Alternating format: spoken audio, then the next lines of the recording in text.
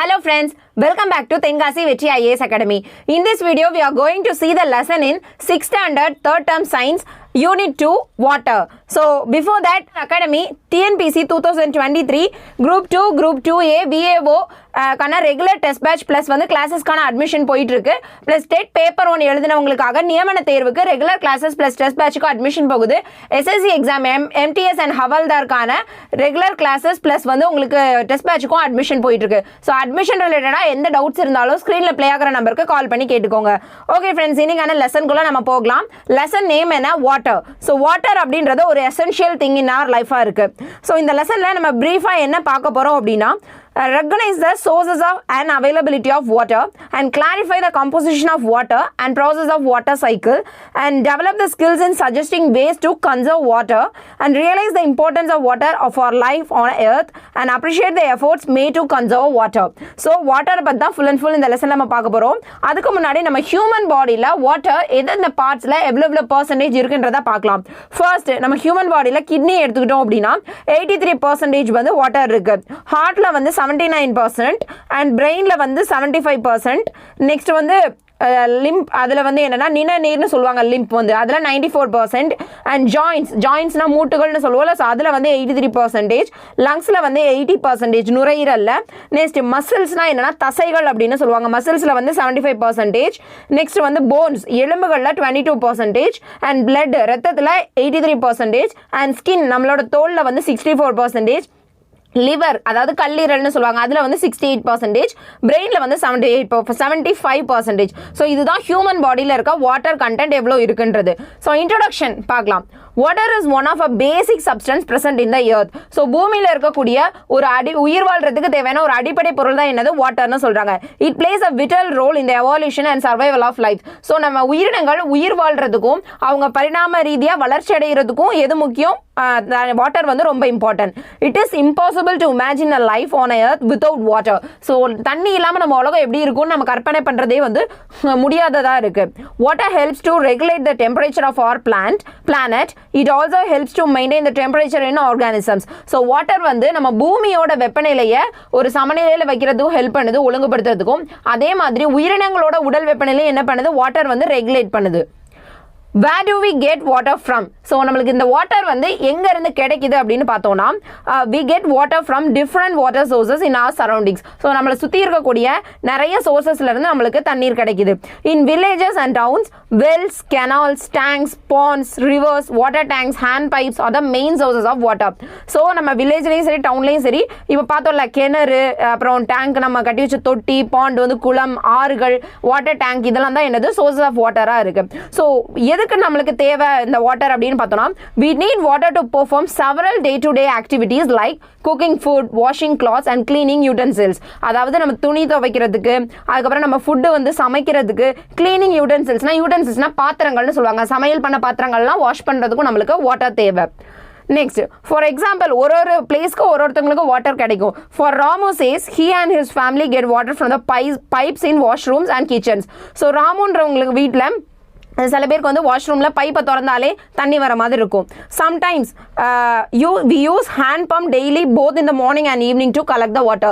சில பேர் வீட்டில் வந்து அடிபம்பில் அடித்து தான் தண்ணி எடுக்கிற மாதிரி இருக்கும். Sometimes used to get up early and walks to the pond to get water. சிலர் வந்து என்ன பண்ணணும், சீக்கிரமாக எந்திரிச்சு போய் நம்ம குளத்துலேருந்து தண்ணி எடுத்துகிட்டு வர மாதிரி சில இடங்களில் சுச்சுவேஷன் இருக்கும். ஸோ ஒரு இடத்துக்கு ஏற்ற மாதிரி தான் வாட்டர் நம்மளுக்கு எப்படி கிடைக்கும்ன்றது நம்ம டிசைட் பண்ண முடியும். Next, where and how water is found on the earth. So தண்ணி வந்து நம்ம பூமியில் எங்கே இருக்குது, அது எவ்வளோ இருக்குது அப்படின்றத பார்க்க போகிறோம்.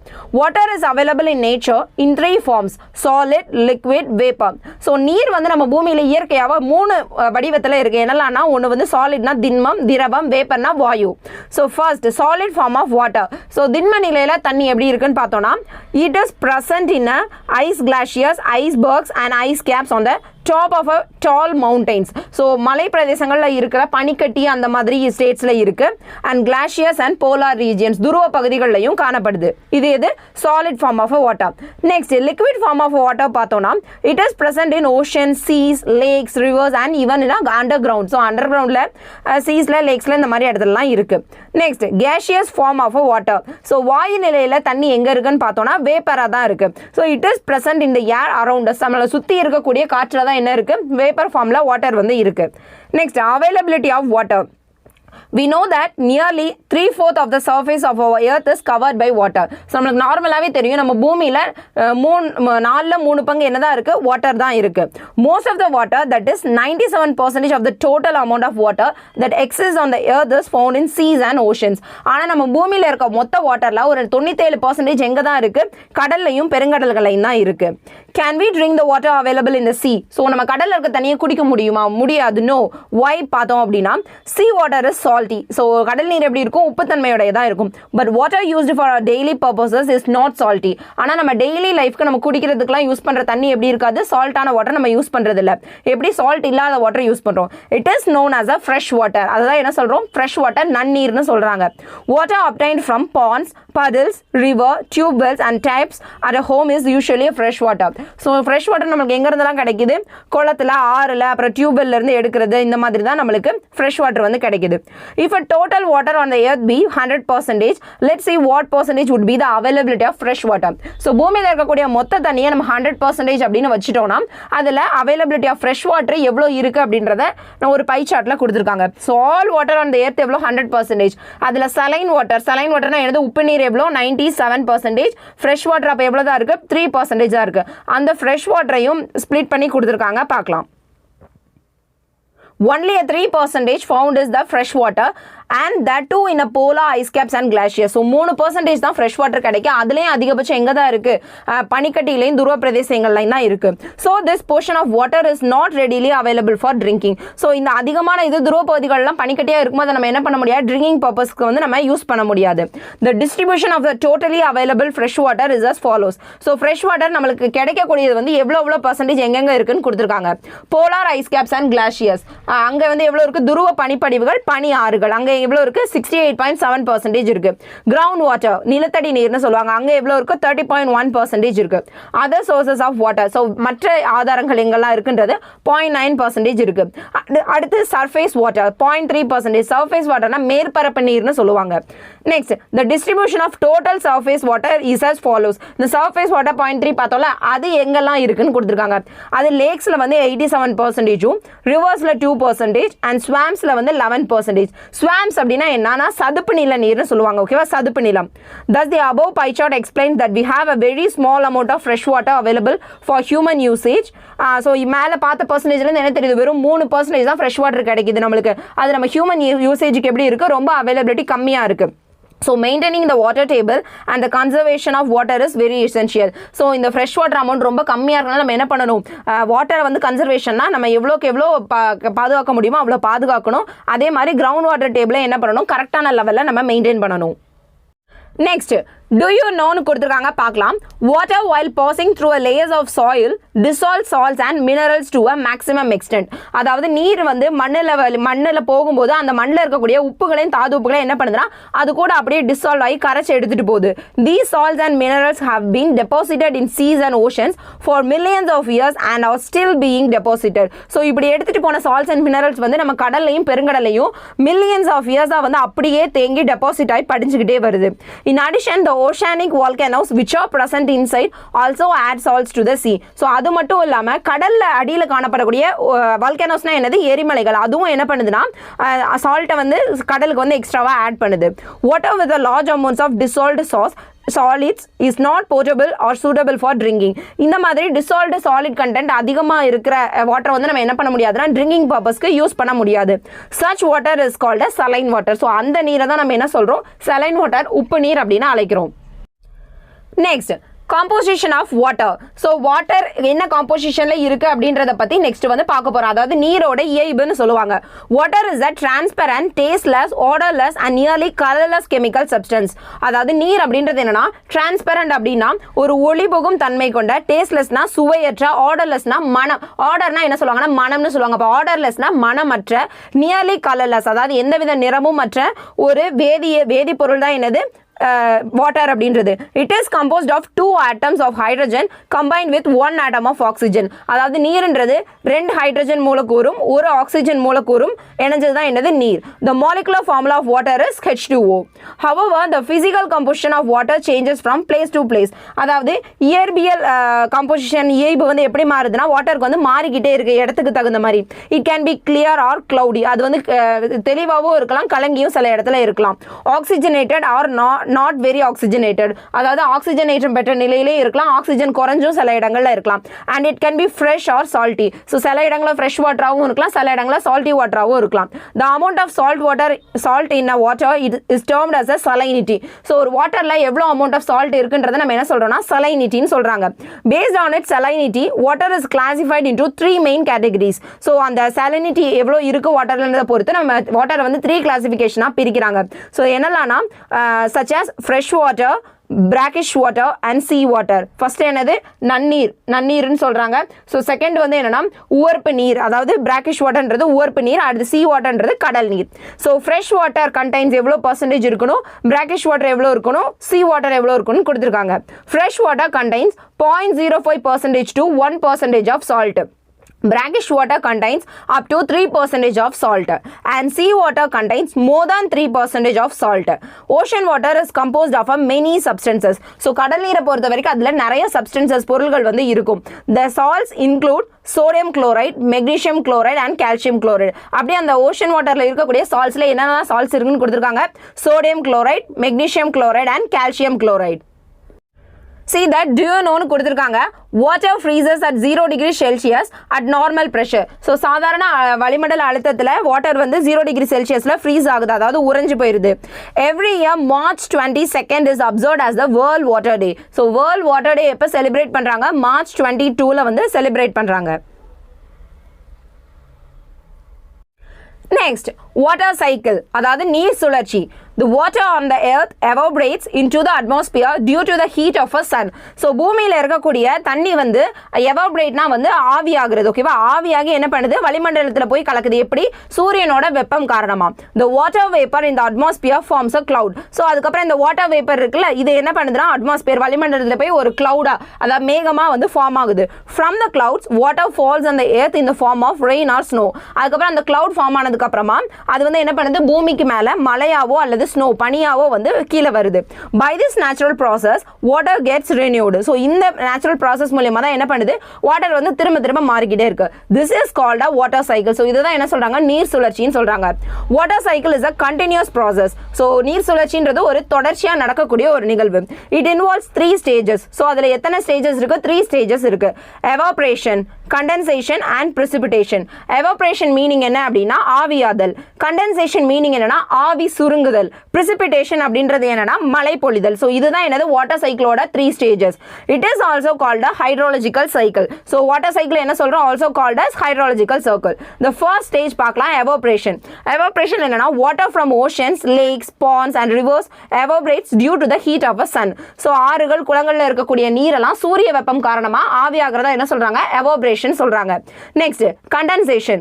Water vapor which enters into the atmosphere by evaporation moves upward with the air, gets cooled and changes into a tiny water droplets that form clouds. So condensation, அதாவது ஆவி சுருங்குதல்னா என்னன்னா நம்மளோட அட்மாஸ்பியர் வளிமண்டலத்துல ஆவியாதல் காரணமா நம்ம எவாபரேஷன் காரணமா நுழைஞ்ச நீராவி இருக்குல்ல, ஸோ அது காற்றுக்கு மேலே போக போக என்ன ஆகுதுன்னா கூல் ஆகுது, குளிர்ச்சி அடைஞ்சு ரொம்ப சின்ன டைனினா சின்ன நுண்ணிய ட்ராப்லெட்ஸ்னா நீர் திவலைகளா மாறி என்ன பண்ணுதுன்னா வானத்துல மேகத்தை வந்து கிளவுடை வந்து ஃபார்ம் பண்ணுது. ஓகேவா? இதுதான் என்னது? Condensation. Next, precipitation. The millions of tiny droplets collide with one another to form larger droplets. அதாவது இந்த மில்லியன் கணக்கான இந்த droplets என்ன பண்ணுதுன்னா கொலாய்ட்னா ஒன்னோட ஒன்னு மோதுறது. ஓகேவா? கொலாய்ட் வித் ஒன்னோட இணைஞ்சு என்ன பண்ணுதுன்னா larger droplet-ஆ வந்து உருவாகுது. When an air around the clouds is cool, these drops of water fall in the form of a snow or rain. So இந்த water droplets larger-ஆ வந்துருச்சுல, இது சுத்தி இருக்கக்கூடிய ஏர் வந்து கூல் ஆகும்போது என்ன பண்ணுதுன்னா இந்த droplets வந்து பூமியில மழையாவோ பனியாவோ வந்து பூமியை வந்து அடையுது.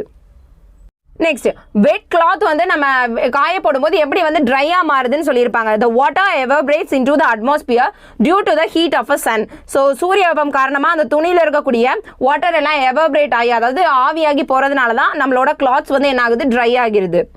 have you heard of transpiration? So நம்ம transpiration என்னன்னு பார்த்தோம், நீராவி போக்கு. ஸோ நீராவி போக்குன்றது என்ன நம்ம பார்க்கலாம். It is a process of loss of water from the aerial parts of a plant in a vapour form. அதாவது தாவரங்களில் இருக்கக்கூடிய நீர் வந்து ஆவியாக வெளியேறதா என்ன சொல்கிறாங்க, டிரான்ஸ்பைரேஷன், நீராவி போக்கு அப்படின்னு சொல்கிறாங்க.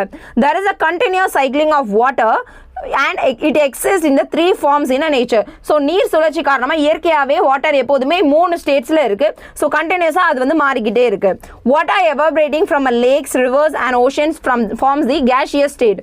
ஸோ நம்ம நீர்நிலைகளில் இருந்து ஆவியாகக்கூடிய நீர் எப்படி இருக்குது, கேஷியஸ் ஸ்டேட்டில் இருக்குது. And rain water forms a liquid state. மழை நீர் வந்து என்ன ஸ்டேட்டில் இருக்குது, லிக்விட் ஸ்டேட்டில் இருக்குது. Snow on mountains and polar ice caps forms the solid state. So snow வந்து எப்படி இருக்குது, சாலிட் ஸ்டேட்டில் வந்து இருக்கு.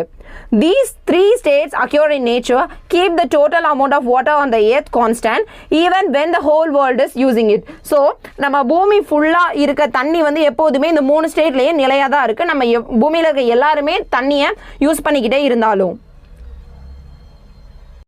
Natural sources of fresh water.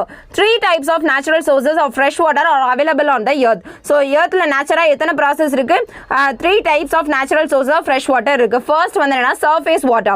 Water present on a surface of the earth such as river, lake, pond, streams or fresh water wetlands is called a surface water.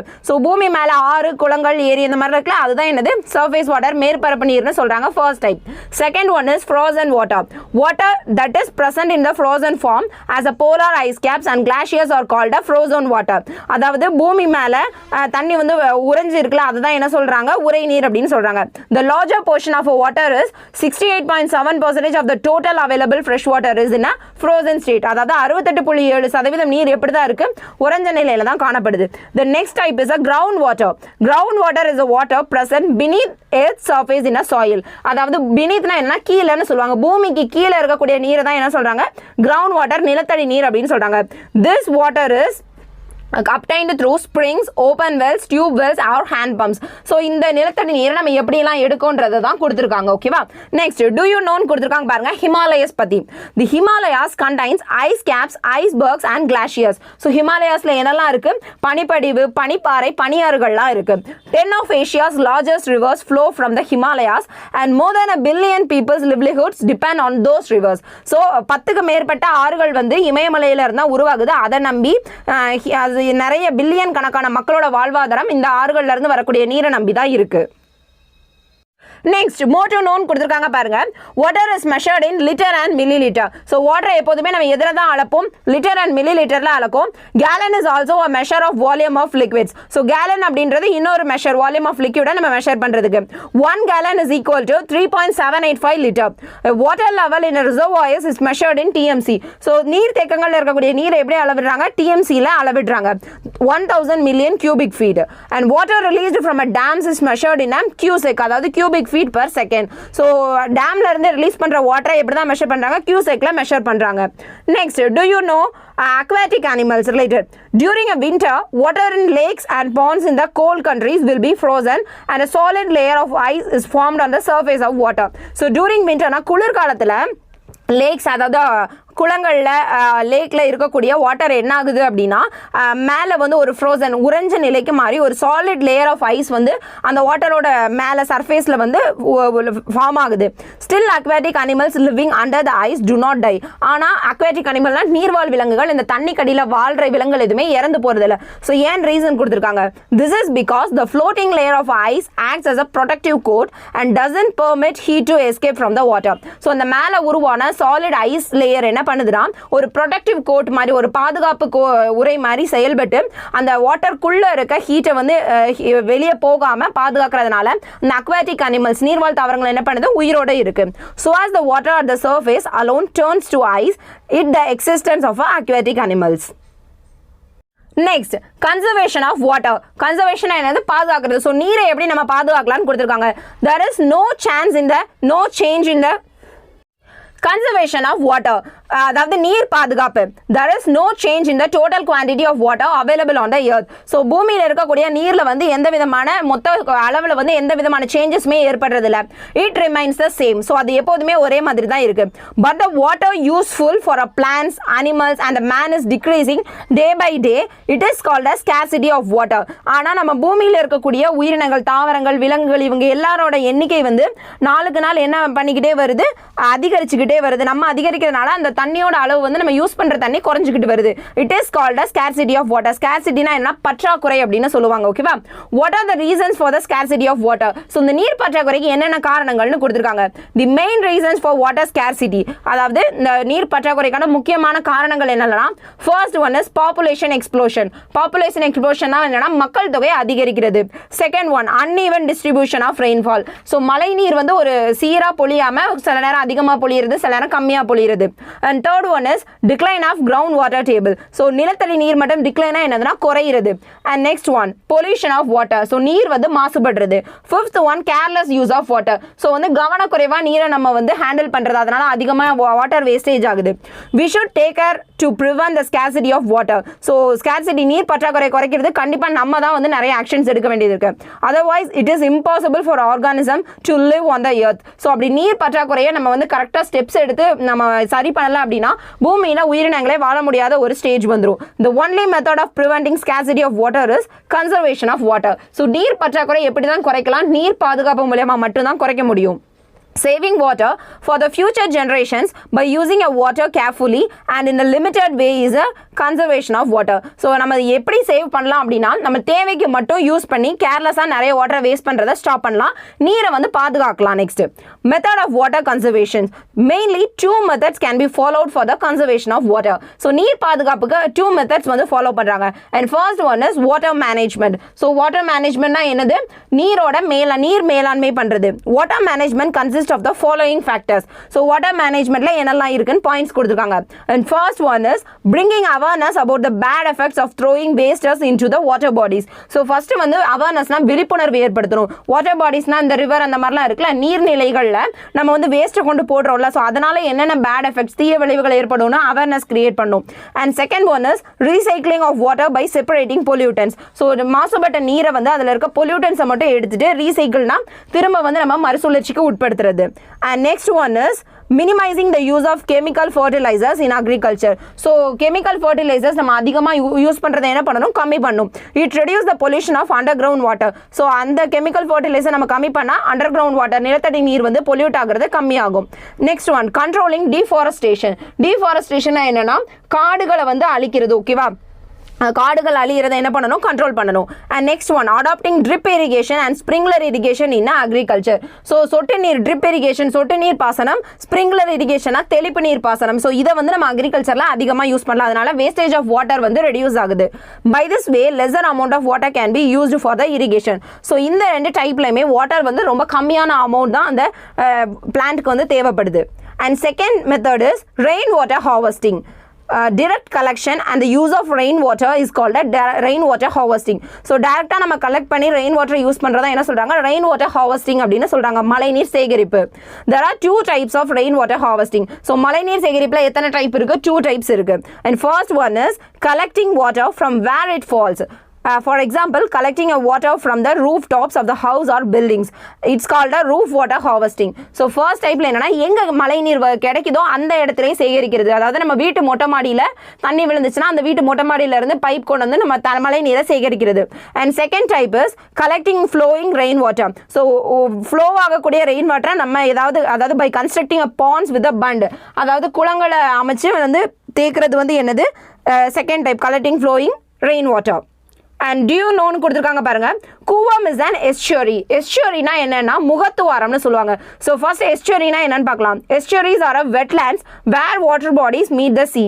So முகத்துவாரம் அப்படின்றது என்னன்னா கடல் நீர்நிலைகள் வந்து கடலை போய் சந்திக்க ஒரு இடத்தை தான் என்ன சொல்றாங்க, estuaries சொல்றாங்க. It is a combination of fresh water from a land meeting the salty sea water. So இது நன்னீர் வந்து ஒரு கடல் நீரை போய் சேர்ற இடத்தை தான் என்ன சொல்றாங்க, estuaryன்னு சொல்றாங்க. Estuaries are a home to unique plants and animal species. So நிறைய தாவர மற்றும் விலங்கு வகைகளுக்கு தனித்தன்மையான விலங்குகளுக்கு என்னது உறைவிட ஒரு பிளேஸாக வந்து ஹோமா வந்து என்ன இருக்குது, இந்த எஸ்டரிஸ் வந்து இருக்குது. So Cooum is an estuary. Next, importance of water. So நீரோட முக்கியத்துவம் எப்படி இருக்குது அப்படின்னா, first human body. Our body uses water in all its cells, organs and tissues to help regulate its temperature and maintain other bodily functions. So நம்ம மனுஷங்க உடம்புலேயே இருக்கக்கூடிய cells, organ, tissues எல்லாமே ஒழுங்காக ஒரு செயல்படுறதுக்கு நம்மளுக்கு என்ன தேவை, வாட்டர் வந்து கண்டிப்பாக தேவை.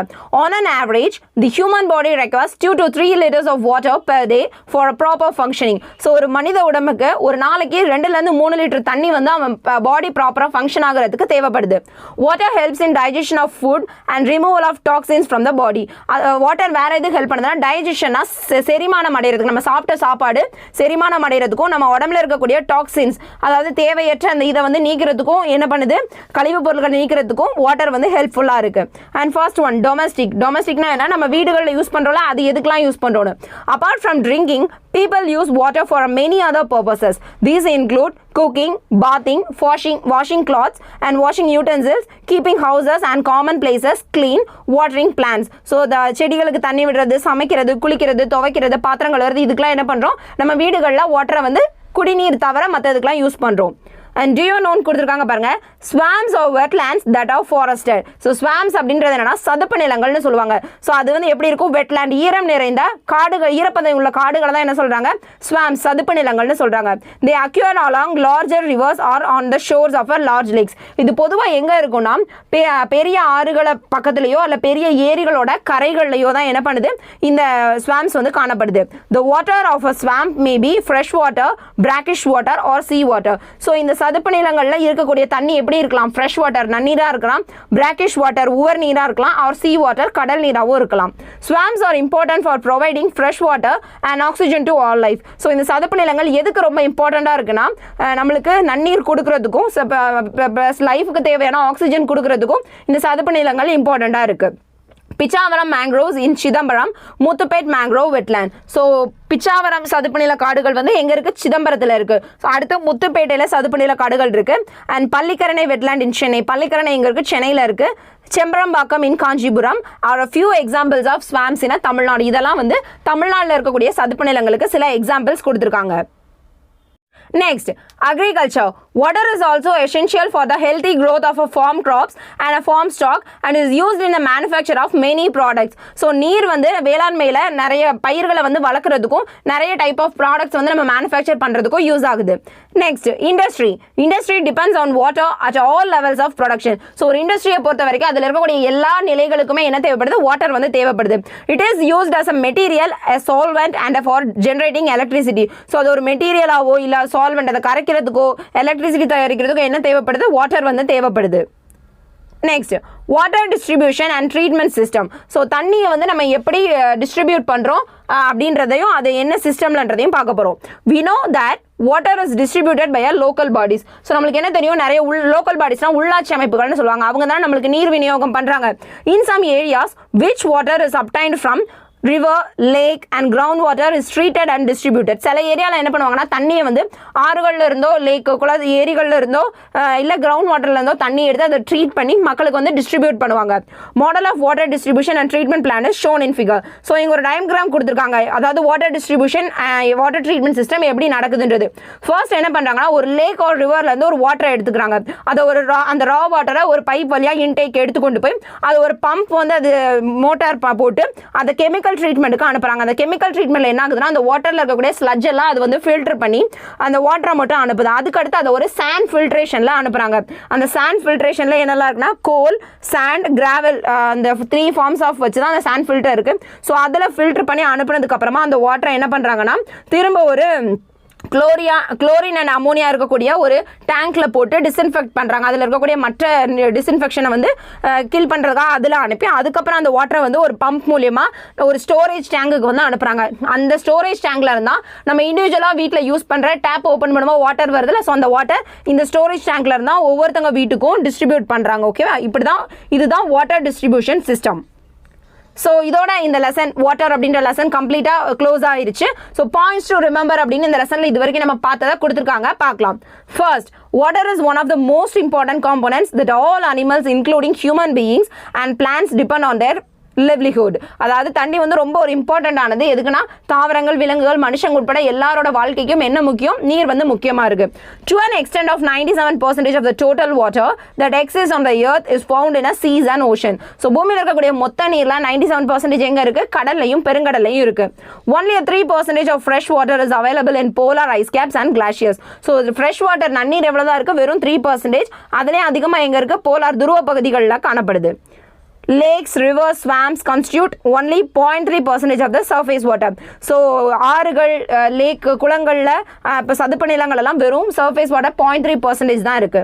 The moisture in the soil indicates the presence of underground water. So ஒரு மண்ணு வந்து ஈரப்பதமா இருந்துச்சுன்னா அந்த நிலத்தடியில நீர் இருக்கிறது அது வந்து இண்டிகேட் பண்ணுது. The continuous circulation of water in a nature is called the water cycle. அதுக்கு இன்னொரு பேர் என்ன சொல்லுவோம்? hydrological cycle னு சொல்லுவோம். It is affected by the evaporation, condensation, precipitation and transpiration. So இது எதனாலலாம் பாதிக்கப்படுது அப்படின்னா evaporation என்ன பார்த்தோம்? நீராவி போக்கு. condensation என்னது? ஆவி சுருங்குதல். precipitation என்னது? மழை பொழிதல். transpiration என்னது? நீராவி போக்கு. And groundwater is the water present beneath the earth's surface in soil. So நிலத்தடி நீர்ன்றது என்னது? பூமிக்கு அடியில் இருக்கக்கூடிய நீரை தான் நம்ம என்ன சொல்றோம்? நிலத்தடி நீர் அப்படின்னு சொல்றோம். Okay, next, ரெவல்யூஷன் இன் கெமிஸ்ட்ரின்னு கொடுத்துருக்காங்க, பார்க்கலாம். யாரை பற்றி சொல்லியிருக்காங்கன்னா சயின்டிஸ்ட் லவாஷியரை பற்றி சொல்லியிருக்காங்க. ஸோ அவரோட இயர் என்னன்னா 1743 to 1794. Lavoisier studied chemistry, botany, astronomy and mathematics in Mazarin College. He also studied law as per his father's wish. So அவர் அடிஷ்னலாக லாவும் யாரோட அவங்க அப்பாவோட ஆசைக்காக படிச்சிருக்காரு.